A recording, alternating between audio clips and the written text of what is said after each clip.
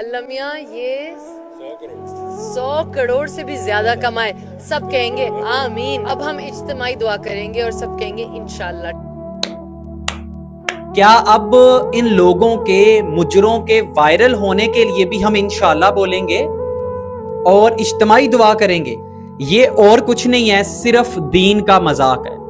اللہ تعالیٰ قرآن پاک میں خود فرماتا ہے کہ اللہ تعالیٰ کی آیات کا مذاق مت بناؤ، اور فلمی مارکیٹنگ میں اللہ کا نام لینا یہ صرف اسلام کا مذاق ہے اور کچھ نہیں. کیا دین اتنا سستا ہو گیا ہے کہ اب اس کو فلموں کی پروموشن کے لیے یوز کیا جائے گا؟ کہاں ہے دین کے اصول؟